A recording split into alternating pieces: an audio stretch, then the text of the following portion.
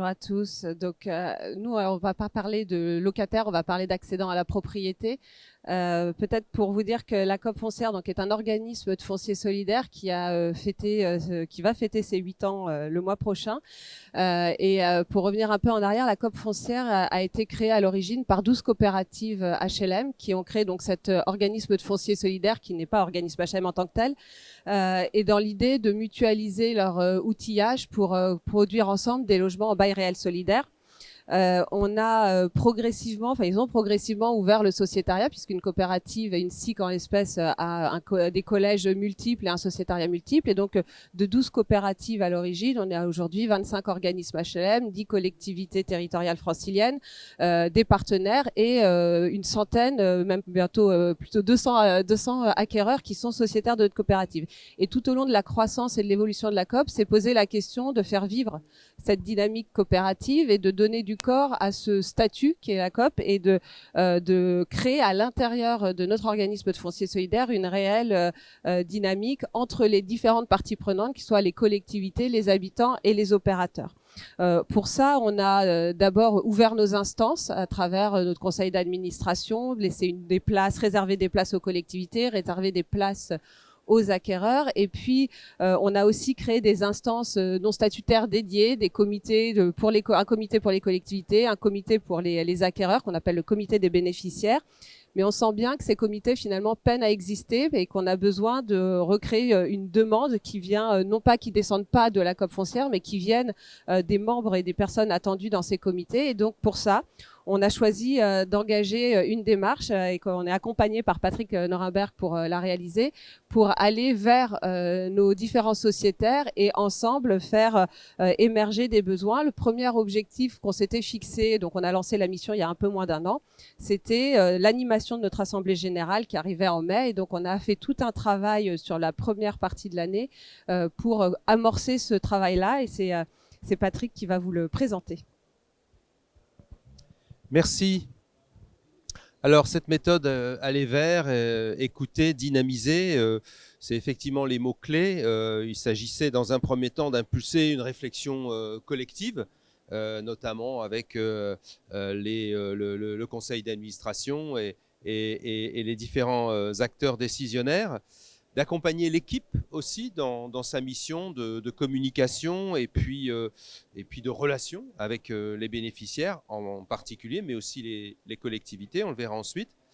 Mobiliser les membres du comité d'administration. On a une séance de travail avec l'ensemble des instances, on va dire, des membres des instances pour réfléchir à la fois à la philosophie de ce BRS et à sa mise en œuvre et au mode de relation et de travail en interne et avec les propriétaires.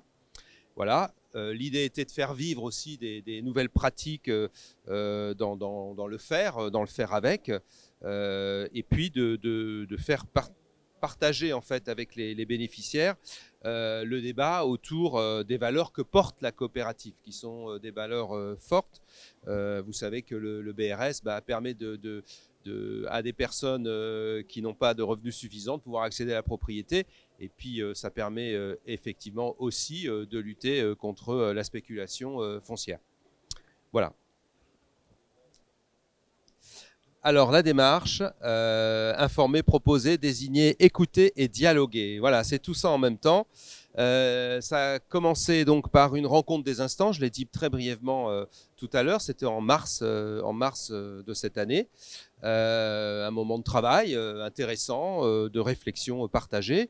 Au cours de ce moment, on a aussi réalisé un tirage au sort pour essayer de consolider le comité des bénéficiaires et avoir de nouveaux participants.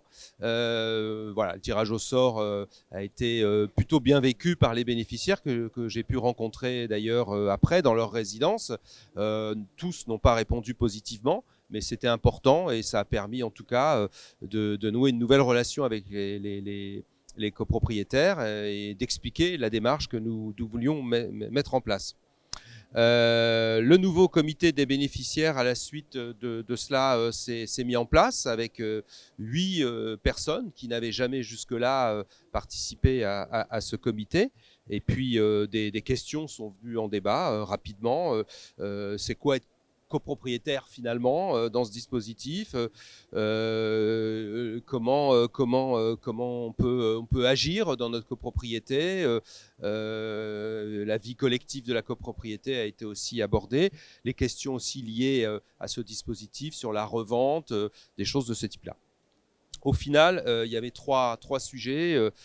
C'est la question de l'information, comment mieux communiquer, comment trouver les informations sur notre situation et nos problématiques, avoir un lieu d'expression des besoins et des craintes, ça c'était important. Le comité des bénéficiaires, c'est aussi son rôle de pouvoir permettre aux copropriétaires d'exprimer leurs préoccupations. Voilà, j'étais dernièrement dans une copropriété à Romainville et voilà, des questionnements se font encore sur le rapport au syndic. Il y a des difficultés avec les syndics par exemple, la question des charges aussi, la question de la taxe foncière, voilà. Et puis l'idée aussi, c'était de faire qu'on sorte d'une logique individuelle et qu'on soit plus dans une logique collective, voilà, de réflexion collective et de faire ensemble des choses, voilà, que ce sentiment d'appartenir à une coopérative, on puisse le réaliser concrètement. Voilà, l'Assemblée générale, je laisserai ma collègue vous en dire un petit peu plus tout à l'heure, mais c'était un moment très fort de débat et d'échange. Et puis nous allons engager dans les semaines qui viennent un travail cette fois avec les collectivités et les élus qui siègent dans la coopérative. Et l'idée dans ma mission, il est aussi question de travailler à la mobilisation plus forte des collectivités qui peuvent être de très bons ambassadeurs de ce dispositif, localement, mais plus largement, et puis de faire que le travail soit un travail encore plus coopératif au sein des différentes instances participatives de la coopérative. Et puis dernier point, qui fait aussi partie de ce travail, c'est la promotion des valeurs de l'habitat coopératif. Le moment qu'on vit à l'instant en est un, profiter de toutes les occasions pour dire ce qu'on fait et pour expliciter voilà, ce dispositif qui reste un dispositif tout à fait intéressant. Pour faire un état d'avancement et de là où nous en sommes dans cette démarche qui est vraiment une démarche qu'on initie et qui va être une démarche au long cours. Donc on a effectivement Patrick allé à la rencontre et d'aller dans les résidences, dans plusieurs résidences qui sont livrées. Alors on a aujourd'hui très peu de résidences livrées à la COP foncière, hein. On en avait 4 quand Patrick a commencé sa mission, on en a 9 aujourd'hui. Donc on est vraiment sur on essaye d'amorcer ce travail en même temps qu'on amorce notre activité réelle de gestionnaire et d'accompagnateurs de copropriété.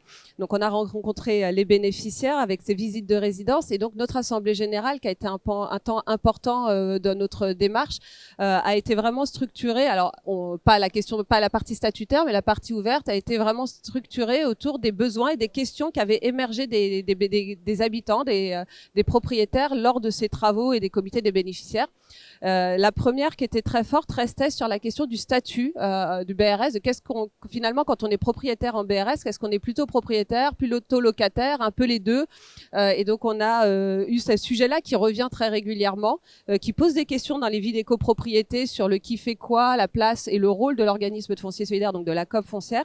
Et donc ce sujet-là a été beaucoup abordé avec un notaire qui est venu. En fait, nous avons organisé un dialogue entre des experts et les bénéficiaires, et donc un notaire qui est venu largement réexpliquer, resimplifier, reformuler les choses pour permettre à chacun de comprendre. On avait un deuxième sujet qui était autour de cette vie des copropriétés. Finalement, le BRS est un produit de primo-accédants, donc on est beaucoup à 90% avec des personnes qui n'ont jamais été propriétaires, jamais copropriétaires et qui ont besoin de mieux s'approprier le rôle du syndic, du conseil syndical, de leur rôle à eux dans l'assemblée générale de copropriété. Donc on avait un expert spécialisé de ces sujets de copropriété et qui est venu redonner en fait le cadre et réinviter chacun à s'intéresser, se mobiliser auprès de dans son assemblée générale de copropriété pour reprendre le pouvoir en fait vis-à-vis du syndic. Et puis un dernier sujet qui a été peut-être un peu moins traité, qui est finalement comment, quand on rentre dans un dispositif comme le BRS, qui est un dispositif un peu particulier, on peut aller plus loin pour faire vivre différemment la copropriété et avoir une vie presque pas loin de l'habitat participatif. Et donc tous ces sujets-là ont été beaucoup abordés. Et puis il y en a un qui s'est invité qui était autour des charges. Et finalement, quand on fait un produit d'accession sociale, comment on anticipe en termes de qualité l'impact charge, parce que pour les ménages sous plafond de ressources, ça peut être extrêmement lourd à supporter. Donc ça nous interroge, nous, en amont, sur notre maîtrise d'ouvrage et la conception de nos projets. Et donc, je vais laisser Patrick terminer rapidement sur les prochaines étapes. Alors, les prochaines étapes, voilà, c'est la rencontre avec les élus, les collectivités qui va se mettre en place pour à la fois écouter leurs attentes et puis cette idée d'ambassadeurs, comment peuvent-ils être de meilleurs ambassadeurs encore de ce dispositif. Pour ce qui est du comité des bénéficiaires, il y a deux choses que je voudrais dire. Ces rencontres et tous ces échanges-là, quand même, montrent le grand intérêt qu'ont les propriétaires à avoir bénéficié de ce dispositif. Ils me le disent à chaque fois. Jamais on n'aurait pu accéder à un logement, être propriétaire d'un logement si on n'avait pas pu bénéficier de ce dispositif. Et puis la deuxième chose que je remarque aussi, c'est une vie des copropriétés, une vie intense, ça se parle, ça débat, alors des fois sur des problèmes qu'ils ont à gérer, des problèmes de malfaçon, des problèmes avec le syndic, etc. Mais en tout cas, on se rencontre, on discute, on parle, il y a du lien social et ça, c'est extrêmement important. Voilà, le reste, c'est affiché sur la diapo, donc j'en dirai pas plus.